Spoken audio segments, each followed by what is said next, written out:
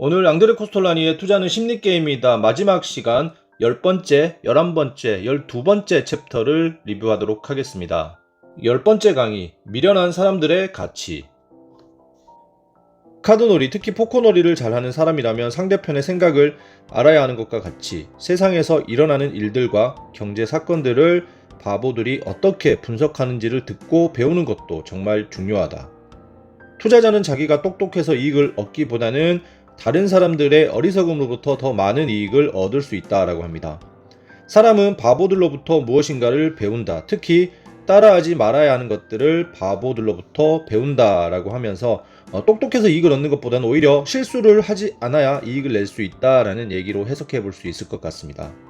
증권시장의 사람들은 저편의 다른 그룹들이 자기보다 똑똑하다고는 인정하지 않지만 자기보다 더 많은 정보를 가지고 있다고 생각한다. 경제학을 전공하고 증권시장으로 진출하고자 하는 모든 젊은이들에게 나는 이렇게 충고하고 싶다. 자네들이 대학에서 배웠던 모든 학문적 지식은 곧장 그리고 과감하게 잊어버리게. 이것들은 앞으로 자네들이 일하는데 단지 짐이 될 뿐이라네 라고 얘기하면서 실제로 주식 투자에서 경제학을 전공하던 어떤 지식들은 그렇게 중요한 부분이 아니다 라고 저자는 앞에서도 계속 이야기를 했고 지금 경제학을 전공하고 있는 젊은이들에게도 이렇게 충고를 하고 있습니다.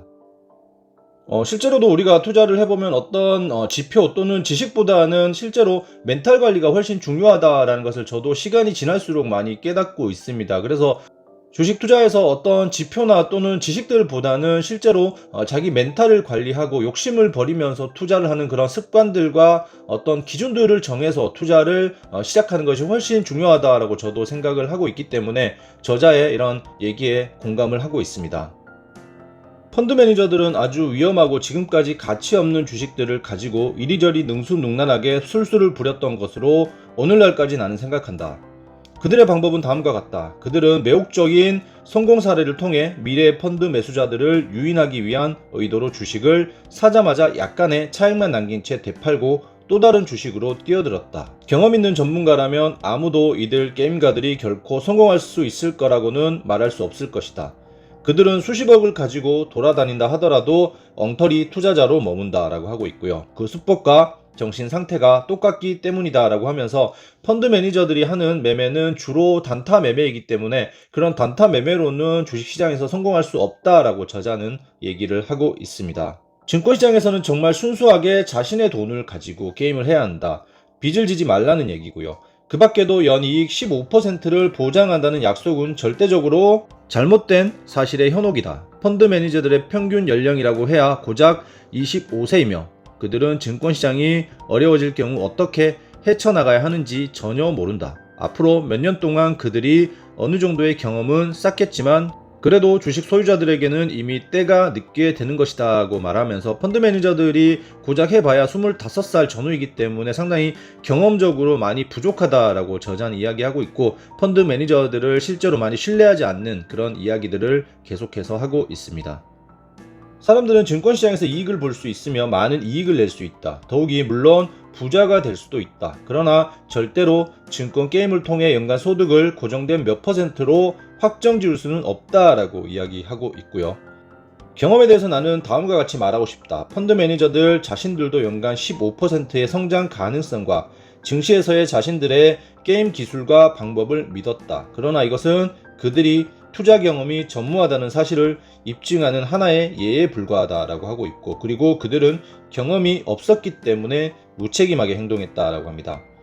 그들은 증권시장이 앞으로 변할 수도 있다는 사실을 전혀 예측하지 못했던 것이다 라고 얘기하고 있고 펀드 매니저들은 자신들의 개인적인 실패 책임을 증시에 전가하려고 했다. 시세가 떨어지는 것에 대해 그들은 책임이 없는 것이고 오히려 증시에만 전가하면서 책임을 회피하려고 한다라고 합니다. 만약 펀드 매니저들이 1등급 주식을 샀다면 결코 그 정도의 손실을 입지는 않았을 것이다 라고 얘기하면서 펀드 매니저들의 종목 선정이 문제가 있다라고 얘기하고 있고 그러나 그들은 가치가 없는 유가 증권과 사기 주식들을 많이 사면서 고객들을 많이 현혹시키고 있다라고 저자는 이야기하고 있습니다. 11번째 강의, 어떠한 증권시장도 똑같지 않다. 하루 24시간 세계의 증권시장은 쉬지 않고 돌아간다 라고 하고 있고요.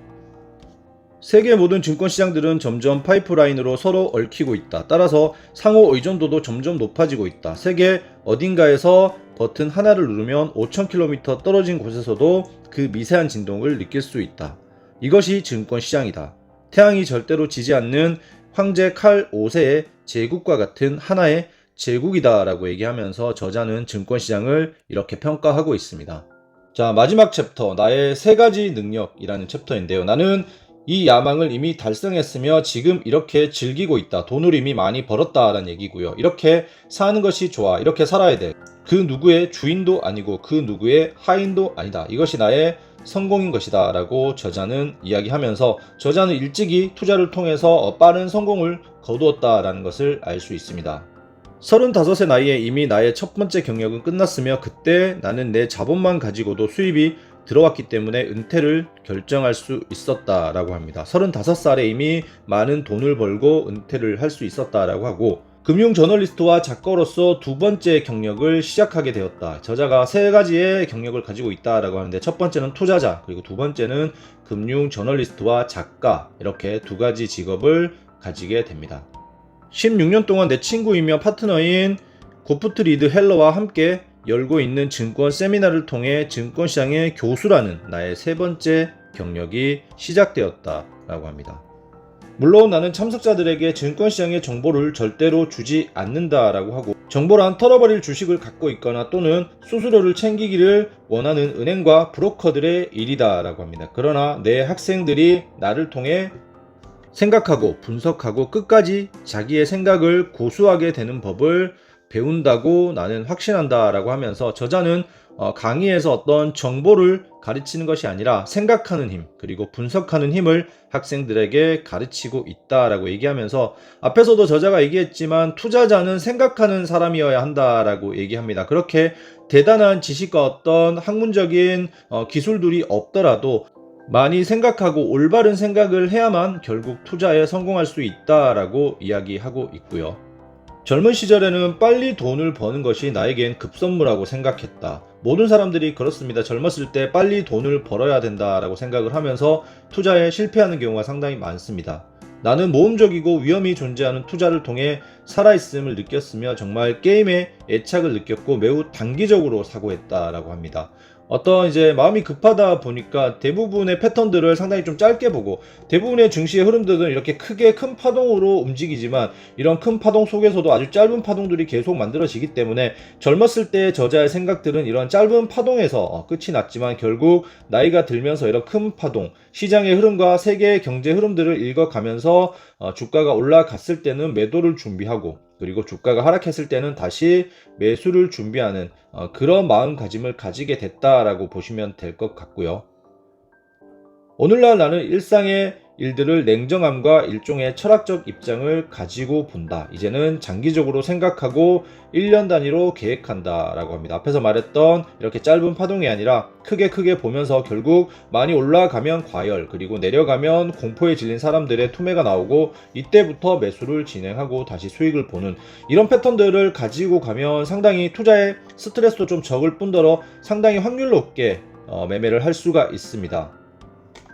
저도 이 부분에 상당히 공감을 하는 게 저도 사실은 이제 주식을 한 지가 15년 정도가 좀 넘었지만 계속해서 짧은 단타 공부도 좀 해봤었고요. 그렇지만 결국은 단타 공부는 정말 머리만 아프고 스트레스만 받을 뿐 실제로 큰 소득은 없습니다. 그렇지만 시장의 흐름들을 판단하면서 이런 큰 파동들을 보고 어느 정도 이제 주가가 많이 빠졌네 라고 판단을 하고 이런 부분들에서 조금 들어가면 최소한 작게는 30% 많게는 2배에서 3배 같은 이런 큰 수익들을 먹을 수 있는 기회들이 분명히 오게 돼 있다라는 것들을 많이 깨닫게 되기 때문에 장기적으로 생각하고 1년 단위로 계획한다라는 이 말이 어떻게 보면 이 책의 가장 중요한 포인트라고 할 수 있을 것 같습니다. 이렇게 해서 앙드레 코스톨라니의 투자는 심리게임이다 라는 책을 총 5개의 영상으로 다 리뷰를 해드렸습니다. 역시 앙드레 코스톨라니 주식의 대가답게 정말 좋은 이야기들을 많이 해줬고요. 이 책들을 한번 다시 여러분들이 직접 사셔서 읽어보시면 저자의 이런 이야기들을 조금 더 생생하게 잘 느끼면서 배울 수 있다라고 생각을 합니다. 오늘 영상은 여기서 마치도록 하겠습니다. 영상 끝까지 시청해주셔서 감사하고요. 영상 도움이 되셨다면 구독과 좋아요도 꼭 부탁을 드리겠습니다. 다음 시간에 더 재밌는 책으로 다시 찾아뵙도록 하겠습니다. 감사합니다.